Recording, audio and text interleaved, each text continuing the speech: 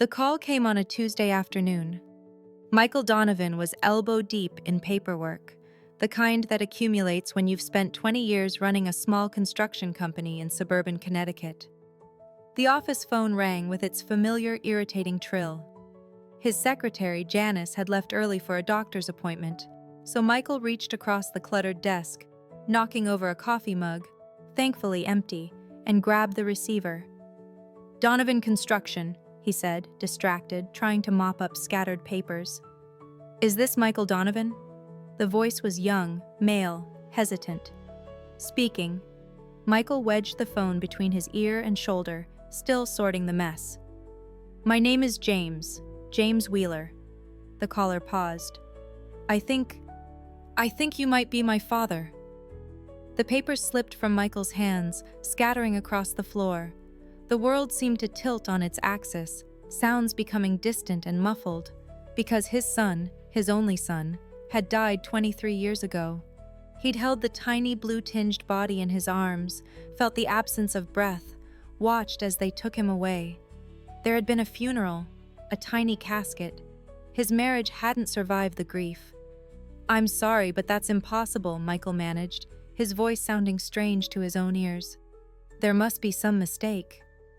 "I was born on April 17, 1998, at Mercy General Hospital," the young man continued, his voice growing more confident. "My birth certificate lists father unknown, but my mother, before she died, she told me your name. She said you thought I didn't make it." April 17, 1998. The date was seared into Michael's memory like a brand, the day his world had collapsed. "This isn't funny," Michael said, anger rising to replace shock. "I don't know who put you up to this, but my mother's name was Eliza Wheeler." Michael's legs gave out. He sank into his chair, blood rushing in his ears. Eliza.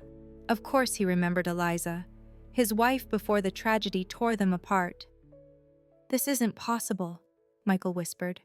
"We buried our son." "Sir, Mr. Donovan, I have DNA results, and letters. My mother wrote letters she never sent. I found them after she passed last month. I think we need to talk." The floor seemed to shift beneath Michael's feet. 23 years of grief, of wondering what might have been, of building a life around an absence, and now this call, threatening to unravel everything. "Where are you?" Michael asked, his voice barely audible. "Boston. I'm a student at BU. Just 3 hours away, all this time." "I can drive down tomorrow," Michael said, making a decision that would change everything. "We should meet in person." "Yes," James said, relief evident in his voice. "Yes, I'd like that." After arranging details, Michael hung up the phone and sat motionless, staring at the wall. The photo of his current family, his second wife Laura, and their teenage daughter Emma, smiled back at him, from a silver frame. How could he tell them? How could he explain what he himself couldn't understand? He reached for his bottom desk drawer, unlocked it, and removed a small wooden box he hadn't opened in years. Inside was a hospital bracelet, impossibly small, and a single photograph of a still, blue-tinged infant, the only evidence he had ever existed. The summer of 1997 had been unusually hot in Connecticut. Michael had been 25, ambitious, working for his uncle's construction company, and taking night classes in business management. Eliza was 23, a kindergarten teacher with a laugh that could light up a room. They'd met at a mutual friend's barbecue, and Michael had known, watching her toss her head back in laughter, that she was the one. They married quickly, too quickly according to his mother, but when you know, you know. Their small apartment above Mrs. Giannopoulos' garage wasn't much, but it was theirs. They painted the walls together, argued over furniture, made love on a mattress on the floor before they could afford a proper bed frame. When Eliza told him she was pregnant, just 8 months after their wedding, Michael had lifted her off her feet and spun her around their tiny kitchen, knocking over a vase of daisies neither of them cared about in that moment. "We're going to be a family," he had whispered against her hair. "A real family." Michael had grown up with an absent father and a mother who worked 2 jobs.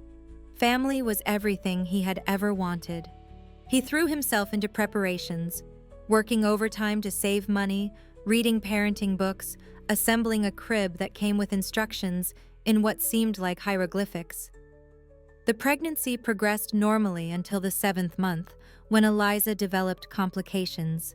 High blood pressure, the doctor said, preeclampsia.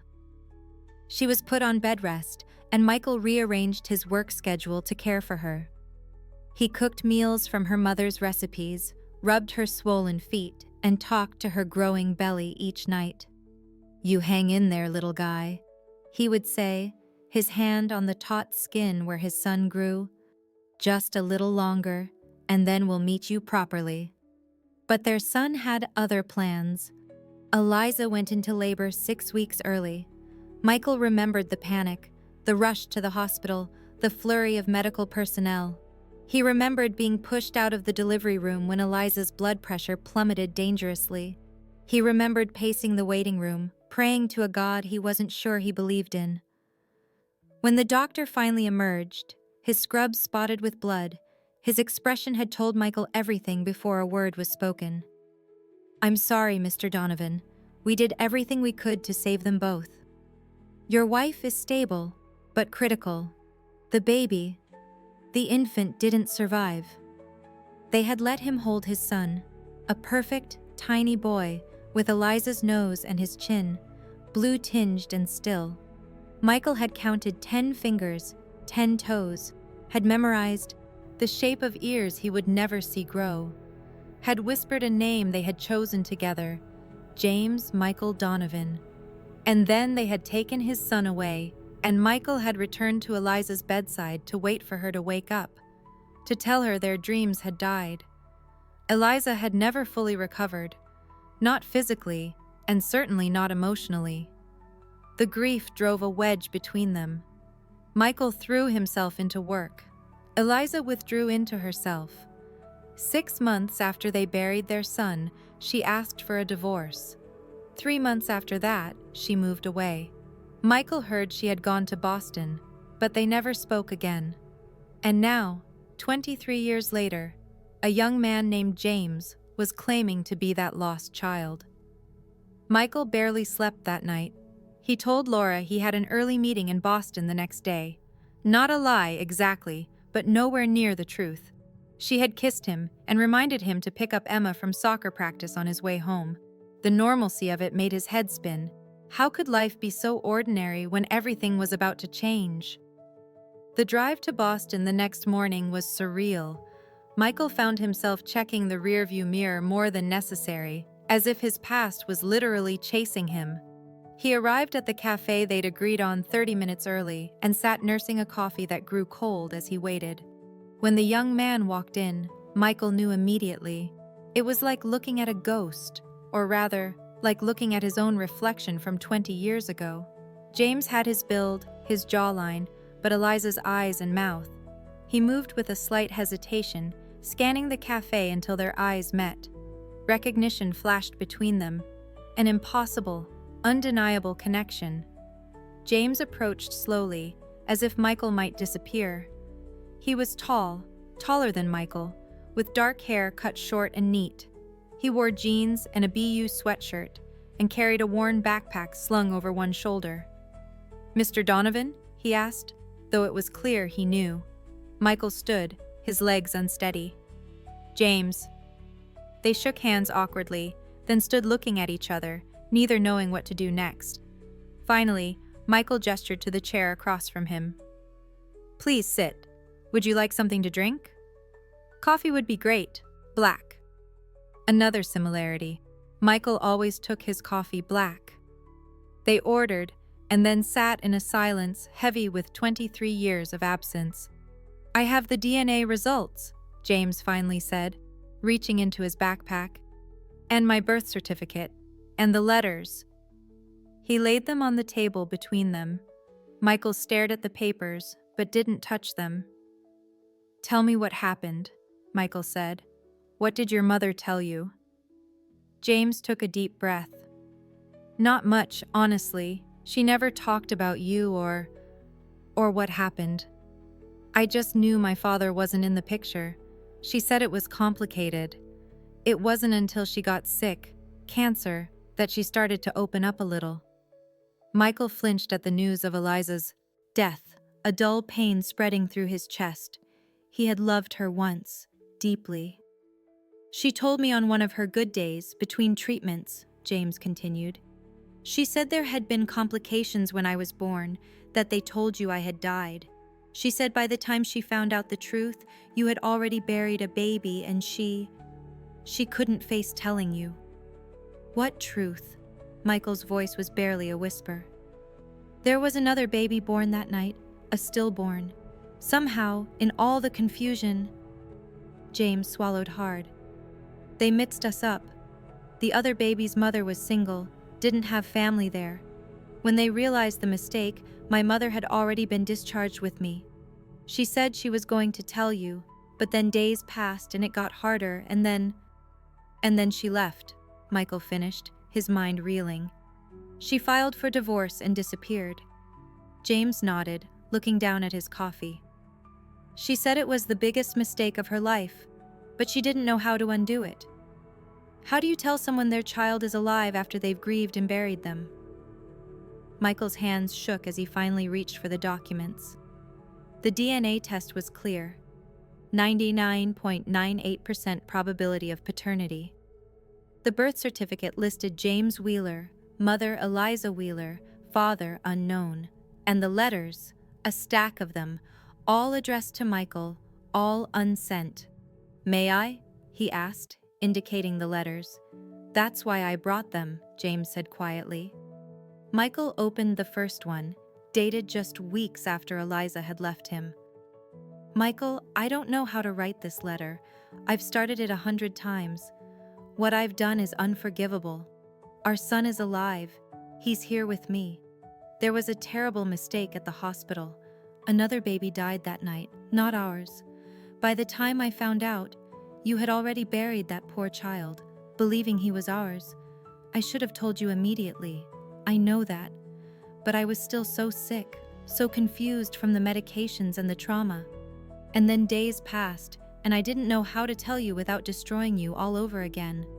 How could I take away the grief you had already endured? How could I tell you that the child we mourned wasn't ours? So I ran. I took our son, and I ran. I change his diapers and feed him and watch him sleep, and every moment is a reminder of my betrayal. He has your eyes, your chin. Someday he'll ask about his father, and what will I say? I'm sorry. I'm so sorry. Eliza Michael's vision blurred with tears. He set the letter down carefully, as if it might crumble to dust. There are more, James said softly. She wrote to you every year on my birthday. She never sent them. Michael looked up at the young man across from him. His son who had grown up without him, who had lived a life parallel to his own, separated by a lie and a terrible mistake. I don't know what to say, Michael admitted. I don't know what to feel. I understand, James said, and Michael could see Eliza in the gentle tilt of his head. It's a lot, for both of us. Tell me about yourself, Michael said suddenly, desperately. Tell me everything. I've missed 23 years. So James talked. He told Michael about growing up in Boston, about his mother teaching kindergarten, about summers spent at his grandmother's house on Cape Cod. He talked about playing baseball in high school, about his interest in engineering, about his scholarship to BU. He spoke of his mother's illness, diagnosed 2 years ago, fought bravely, lost just 6 weeks earlier. She made me promise to find you, James said. It was one of the last things she said to me. Find your father. Tell him I'm sorry. Michael listened, trying to absorb every detail, trying to reconcile this living, breathing young man with the tiny, still infant he had held just once. Two realities collided in his mind, the life he had lived and the life he should have known. I have a family, Michael said abruptly. A wife, Laura. We've been married 15 years, and a daughter, Emma, she's 16. James nodded slowly. I figured you might have moved on. They don't know about this. About you. Not yet. Michael ran a hand through his hair. I don't know how to tell them. Do you want to? James asked, and for the first time, Michael heard uncertainty in his voice. I mean, I'm not here to disrupt your life. If you want me to go... No, Michael said firmly. No, I don't want you to go. I just lost 23 years with my son. I'm not losing another minute. The relief on James's face made Michael's heart clench. This young man, this stranger who was his flesh and blood, had been carrying the weight of this secret, this revelation, alone since his mother's death. I have photos, James said, reaching into his backpack again. If you want to see. Michael nodded, not trusting himself to speak. James pulled out a small photo album and slid it across the table. With trembling hands, Michael opened it to find a baby, his baby, looking back at him. James as an infant, with a shock of dark hair and eyes that seemed to recognize the camera. James taking his first steps. James on a tricycle. James in a Little League uniform. James at graduation. A life. A whole life that should have included him. Can I keep this? Michael asked. Just to borrow. I'll give it back. Of course, James said. I have digital copies of everything. They talked for hours, until the cafe began to fill with the lunch crowd. Finally, Michael glanced at his watch and realized he needed to start back to Connecticut if he was going to pick up Emma as promised.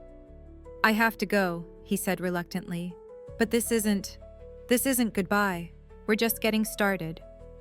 James nodded, looking both relieved and apprehensive. What happens now? Michael took a deep breath. Now I go home and tell my family that the son I thought I buried 23 years ago is alive.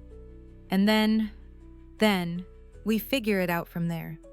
They stood, awkward again, neither knowing the protocol for this impossible situation. Finally, Michael stepped forward and embraced his son for the first time. James stiffened in surprise, then returned the hug, his arms strong around Michael's shoulders. I'll call you tonight, Michael promised as they separated, after I've talked to Laura and Emma. As he drove home, the photo album on the passenger seat beside him, Michael felt as if he was driving between two lives, the one he had built and the one that had been taken from him. How would Laura react? How would he explain to Emma that she had a half-brother she never knew existed? And what did this mean for his relationship with James going forward? The questions swirled in his mind, but beneath them all was a current of something he hadn't felt in decades. Hope. His son was alive. Against all odds, against time and distance and deception, his son had found him. Laura was in the kitchen when Michael arrived home, chopping vegetables for dinner. She looked up with a smile that faltered when she saw his expression. What's wrong? She asked immediately, setting down her knife. Did something happen at the meeting? Michael took a deep breath. We need to talk. Is Emma home? She's upstairs doing homework. Michael, you're scaring me. He led her to the living room, where they sat on the couch they had picked out together 8 years ago. The normalcy of their home, the family photos on the walls, the stack of Emma's soccer cleats by the door, Laura's gardening magazines on the coffee table, suddenly seemed fragile, as if it might all dissolve under the weight of what he was about to say. I need to tell you something, he began, his voice unsteady. Something I should have told you years ago, but I couldn't talk about it, not even with you. Laura took his hand, her expression concerned. Whatever it is, we'll face it together. Michael nodded, drawing strength from her touch. Before I met you, I was married once before. Laura's eyebrows rose in surprise. You were married? For just over a year. Her name was Eliza. The name felt strange on his tongue after so many years.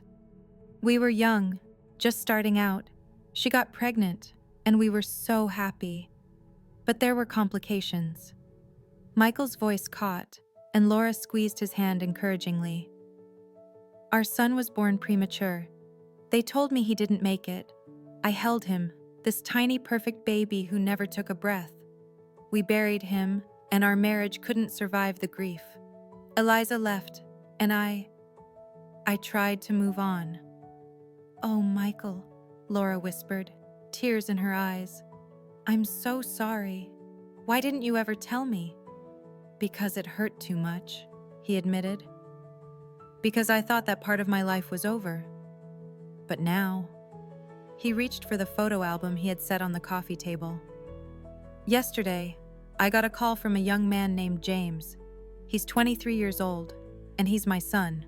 Laura's confusion was evident. I don't understand. There was a mistake at the hospital, Michael explained, opening the album to show her the photos of James as a baby, as a child, as the young man he had met today. Another baby died that night. Somehow they were switched. Eliza took our son, our living son, and left. She never told me the truth. Laura stared at the photos, her hand covering her mouth. This is unbelievable. How can you be sure? DNA test, Michael said. And look at him, Laura. He looks just like me at that age. Laura studied the recent photos of James, and Michael could see the moment she recognized the resemblance. Her eyes widened, and she looked from the photo to Michael and back again. What does this mean? She asked finally. For us? For our family? It was the question Michael had been dreading. I don't know exactly, but I know I want James in my life. I've missed 23 years with my son. I can't miss any more. Laura was quiet for a long moment, processing. Michael held his breath, watching her face for clues to her thoughts. Does he want to be in your life? She asked finally. I think so. Yes. He's the one who found me, after all. Laura nodded slowly. Then we'll make it work. Somehow. Relief washed over Michael. He had hoped for understanding, but had feared rejection. You mean that? Of course I mean it, Laura said, her voice stronger now. This young man is your son. That makes him family. It won't be simple, but family rarely is. Michael pulled her into an embrace, overwhelmed with gratitude. I love you. Thank you for understanding. We should tell Emma together, Laura said as they separated. This affects her too. Telling Emma proved more complicated. Their daughter, at 16, was in the midst of the natural separation from her parents that adolescence brings. She was building her own identity, finding her place in the world. The news that she suddenly had an adult half-brother shook the foundations of that identity. So I've had a brother this whole time, and nobody thought to mention it? She demanded, pacing the living room after they explained. We thought he was dead, Emma, Michael said gently. I believed I had buried my son. But he wasn't dead. He was out there living his life, and now he just shows up and expects to be part of our family? He doesn't expect anything, Michael corrected. He just wanted to know his father. His mother just died. He's alone. That gave Emma pause. Despite her current teenage rebellion, she had always been a compassionate child. His mom died? Michael nodded. Cancer. She only told him about me when she knew she was dying. Emma sat heavily on the armchair across from them. This is weird. This is really, really weird. It is, Laura agreed. For all of us. But we'll figure it out together. Do I have to meet him? Emma asked, looking suddenly young and vulnerable. Not until you're ready, Michael assured her. But I hope someday you'll want to. He's your brother after all. Emma nodded, but her expression remained troubled. I need some time to process this. Of course, Laura said.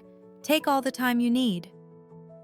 After Emma retreated to her room, Michael and Laura sat in silence for a while, the magnitude of the day's revelations settling around them. I need to call him, Michael said finally. I promised I would, after I told you both. Laura nodded. I'll give you some privacy. But Michael shook his head. Stay, please. I want you to be part of this from the beginning. He dialed James's number, and when his son answered, Michael felt that same jolt of recognition he had experienced in the cafe. "It's Michael," he said. "I told them. My wife and daughter." "How did it go?"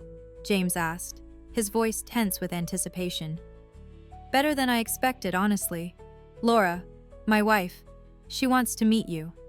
Emma, my daughter, she needs some time. This is a lot for a 16-year-old to process." "I understand," James said. "I've had weeks to think about this, and I'm still processing it myself." "Would you be willing to come to Connecticut this weekend?" Michael asked. "For dinner, maybe? To meet Laura, at least?" There was a pause, and Michael held his breath. "I'd like that," James said finally. "If you're sure it won't be too awkward." "It will definitely be awkward," Michael said with a small laugh. "But necessary. We have 23 years to catch up on." They made arrangements, and when Michael hung up, he found Laura watching him with a mix of apprehension and affection. "He's coming for dinner on Saturday," Michael told her. "Is that okay?" Laura nodded. "It's more than okay. It's right." The days leading up to Saturday were a strange mix of anticipation and anxiety. Michael found himself obsessively cleaning the house, as if the state of their home would somehow compensate for the years of absence in James's life. Laura gently reminded him that James wasn't coming to inspect their housekeeping, but to connect with his father. Emma remained distant, spending most of her time at friends' houses or locked in her room. Michael respected her need for space, but worried about the growing divide. On Saturday morning, he found her sitting at the kitchen counter, scrolling through her phone. "Are you going to be here tonight?" he asked carefully. "When James comes?" Emma shrugged without looking up. "Do you want me to be?" "Of course I do," Michael said. "But only if you're comfortable with it." She finally met his eyes. "What if he hates me?" The vulnerability in her question caught Michael off guard. "Why would he hate you?" "Because you got to raise me and not him," she said simply. "Because I had you my whole life, and he didn't." Michael moved to sit beside her, his heart aching. "Emma, none of that is your fault. Or his. The adults in his life made mistakes, terrible mistakes that can't be undone, but that has nothing to do with you." "Still," she insisted, "it's weird and sad." "Yes," Michael agreed. "It is both of those things, but it's also an opportunity for all of us. James isn't replacing anyone in our family. He's adding to it." Emma considered this, then nodded slowly. "I'll be here, but I'm not promising to like him." Michael smiled. "Fair enough." James arrived precisely at 6, carrying a bottle of wine and looking as nervous as Michael felt. The resemblance between them was even more striking in the familiar setting of Michael's home, like seeing a ghost of his younger self walk through the door. Laura greeted him warmly, taking the wine and complimenting his choice. Emma hung back, observing from a safe distance, her expression guarded. "This is a beautiful home," James said, looking around the living room with its comfortable furniture and family photos. His gaze lingered on a picture of Michael holding Emma as a baby. "Thank you," Michael said. "We've been here about 12 years now." An awkward silence fell, everyone acutely aware of the strangeness of the situation. "I made lasagna," Laura said finally. "I hope that's okay. Michael mentioned you're not vegetarian." "Lasagna sounds perfect," James said with a grateful smile. "Can I help with anything?" "You're our guest," Laura insisted. "Just make yourself comfortable. Dinner's almost ready." They moved to the dining room, where Laura had set the table with their good dishes, a detail that didn't escape Michael's notice. She was making an effort, treating this as the significant occasion it was. Conversation over dinner started haltingly, but gradually eased as they found safe topics. James's studies in engineering, Michael's construction business, Laura's work as a high school counselor. Emma remained mostly silent, watching James with a mixture of curiosity and apprehension. "So," James said, turning to her during a lull in conversation, "your dad tells me you play soccer." Emma nodded, surprised at being directly addressed. Midfielder, I'm not that good, but I like it. I played in high school, James offered. Right wing. Wasn't good enough for college ball, though. Did you like BU right away? Emma asked suddenly. I'm starting to look at colleges, and it's overwhelming. James smiled, and Michael saw a flash of Eliza in the expression.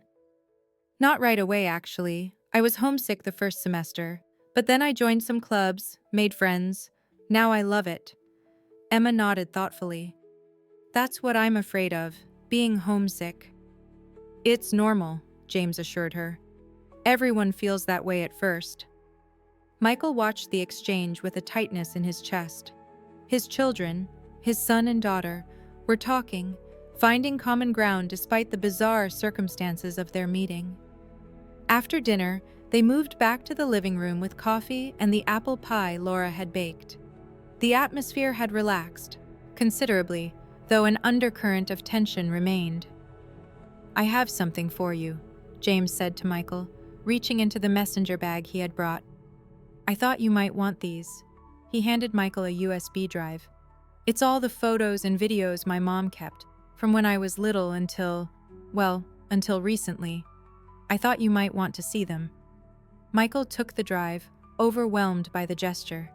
Thank you. This means everything. James nodded, understanding in his eyes. There's something else, too.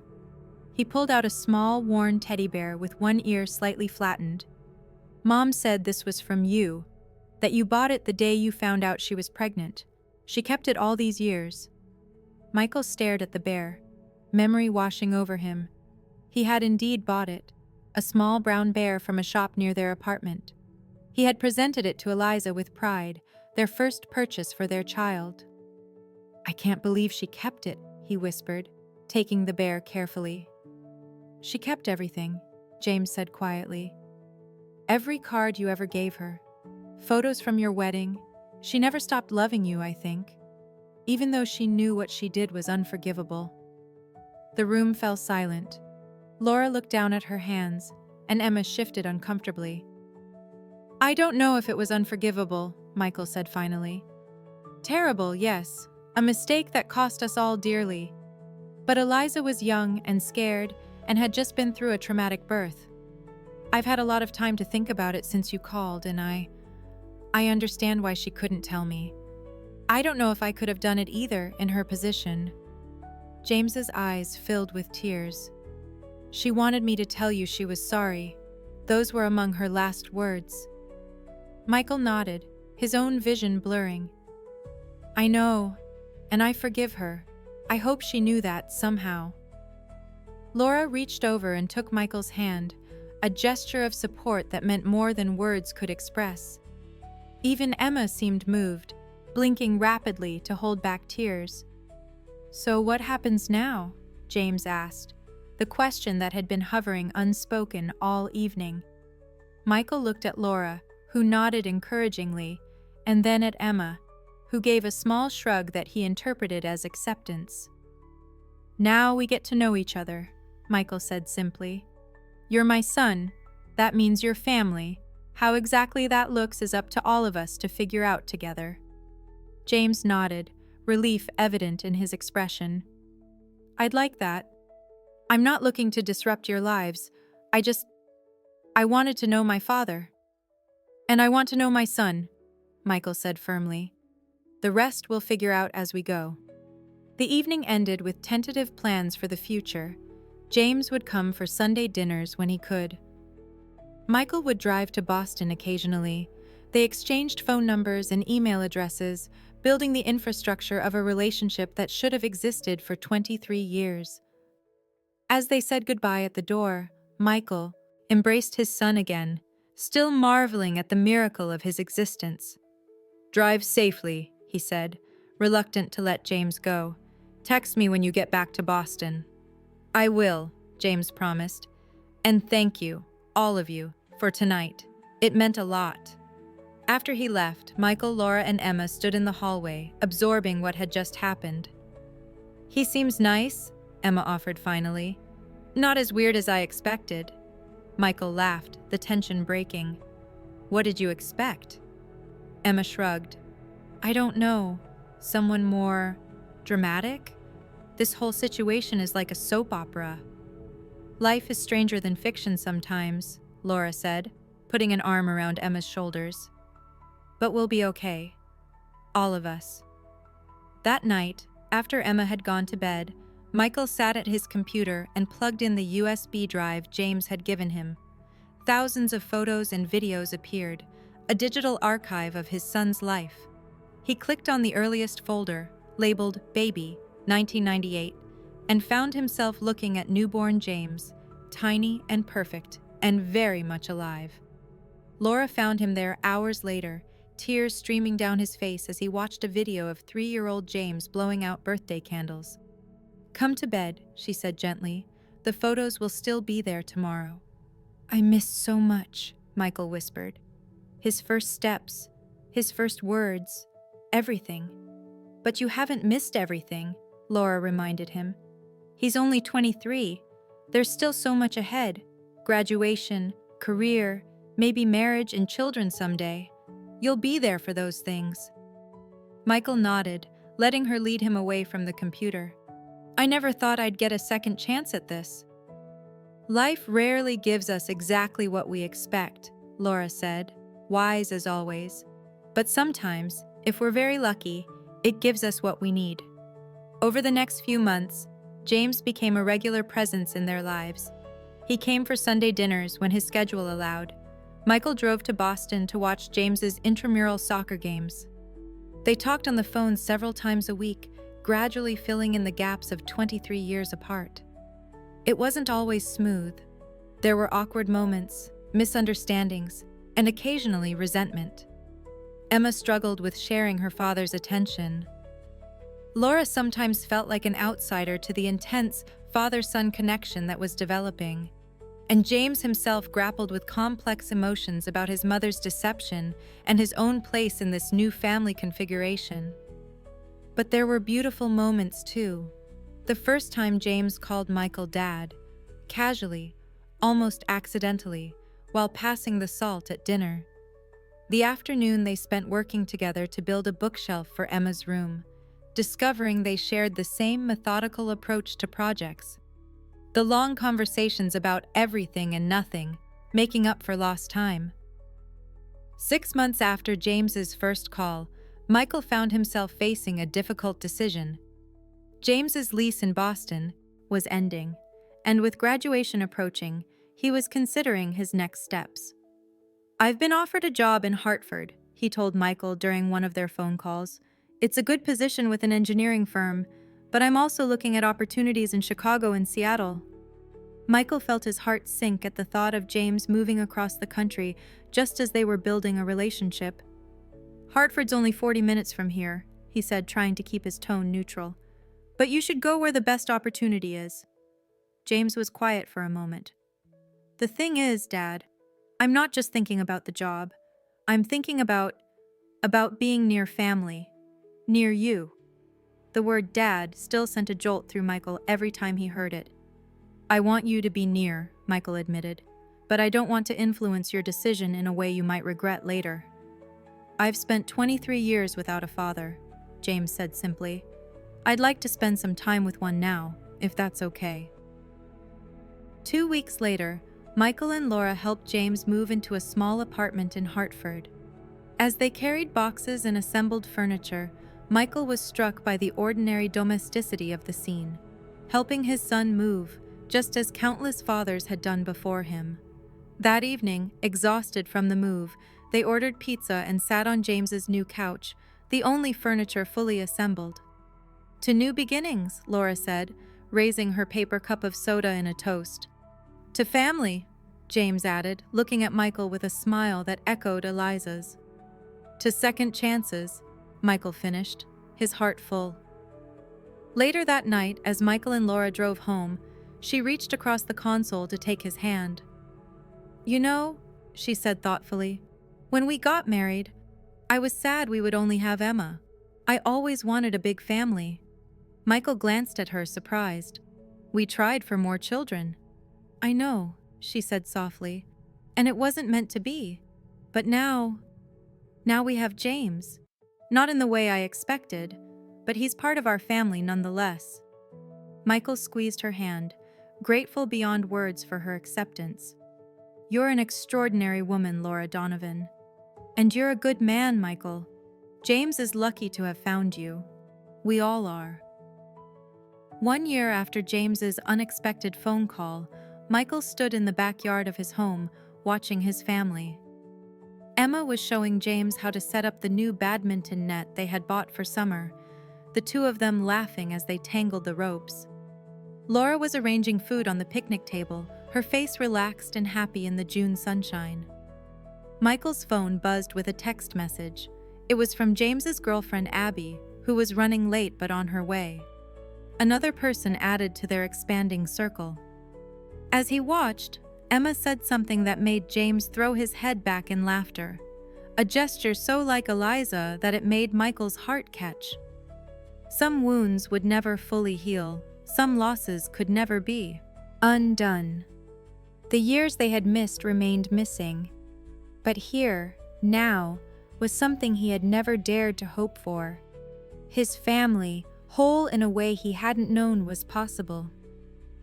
James looked up and caught his eye across the yard, raising a hand in greeting. Michael returned the gesture, thinking of the tiny blue-tinged baby he had held just once, the years of grief, the shock of that phone call, and the journey since. His son was alive. Against all odds, against time and distance and misunderstanding, his son had found his way home. And in that moment, Michael knew with absolute certainty that while life rarely gives us exactly what we expect, sometimes, if we're very lucky, it gives us exactly what we need.